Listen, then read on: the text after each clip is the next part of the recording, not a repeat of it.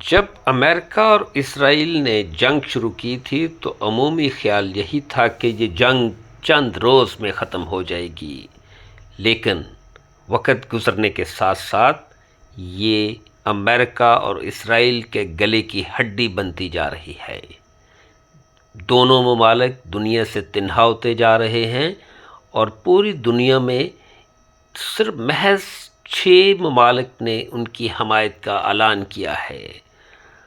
پاسداران انقلاب نے بھی دعویٰ کیا ہے کہ جنگ کا توازن تبدیل ہو رہا ہے۔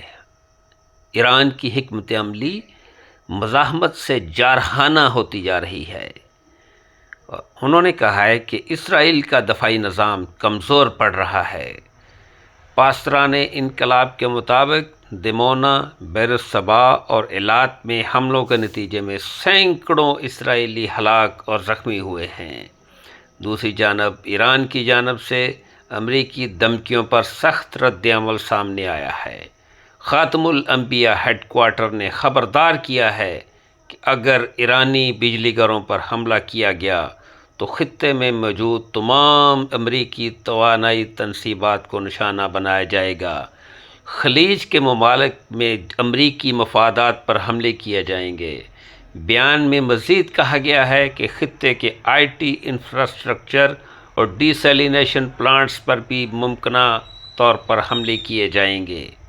ادھر ایرانی وزیر توانائی نے کہا ہے کہ حالیہ حملوں کے باعث پانی اور بجلی کے اہم نظام کو شدید نقصان پہنچا ہے۔ ان کے مطابق پانی کی ترسیل اور صفائی کے درجنوں مراکز کو نشانہ بنایا گیا ہے، جبکہ امریکی و اسرائیلی حملوں میں اہم نیٹ ورک سے کچھ حصے تباہ ہو گئے ہیں۔ وزیر توانائی کا کہنا تھا کہ نقصانات کے ازالے اور مرمت کے لیے اقدامات جاری ہیں۔ اسرائیلی فوج جنگ کے اندر تھکنا شروع ہو گئی ہے اور اب دمادم مشق لندر کا وقت آ پہنچا ہے۔